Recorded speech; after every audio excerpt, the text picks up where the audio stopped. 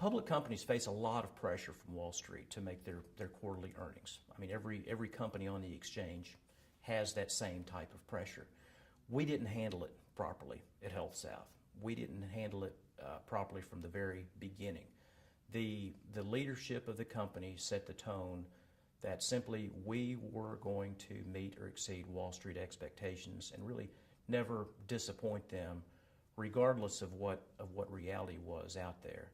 So that mentality really drove every decision. We lost focus of really the long-term goals, the long-term objectives of the company, and everything became a very short-term focus. And in one quarter, we were close. We weren't quite at the number, but the number was very close. And at that point, the rationalization was we can make certain changes in estimates, certain changes in accounting estimates that would get us to that number, the magical Wall Street number. And the rationalization was it's not a lot of money, it's short term. Basically, we'll catch it up next quarter. We were going out and doing due diligence on other companies, and we started seeing a lot of the same types of accounting games that we were doing in terms of playing with their numbers.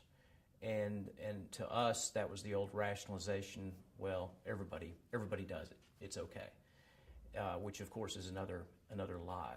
So the fraud itself really began with these types of excuses, short-term excuses, blaming it on others in terms of this is the way industry operates.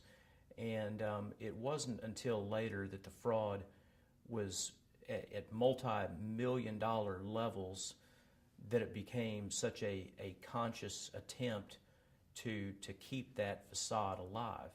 But at that point in time, it became a situation of doing it out of fear of getting caught.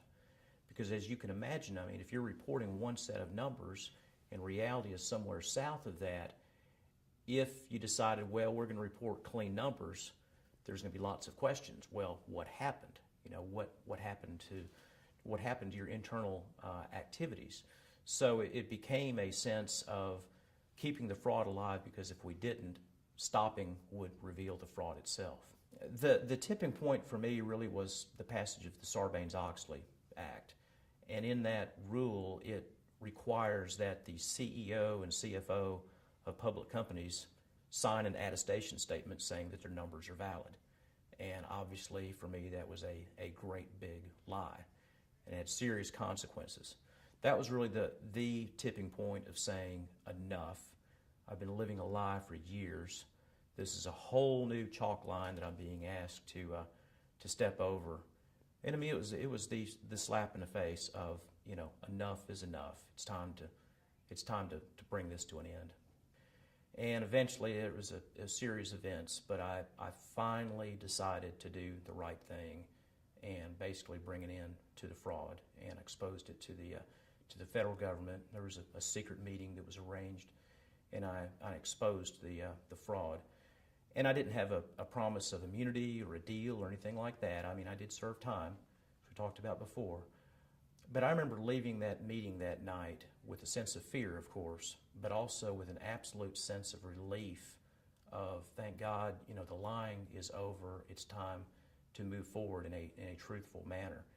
And today, you know, from the world's perspectives, you know, financially, I'm starting over again, and life is quite different, much more modest than it was back then. But I can most assuredly tell you that life is so much better today. I have more joy and peace to my life today than I ever had back then when I was committing a rich lie.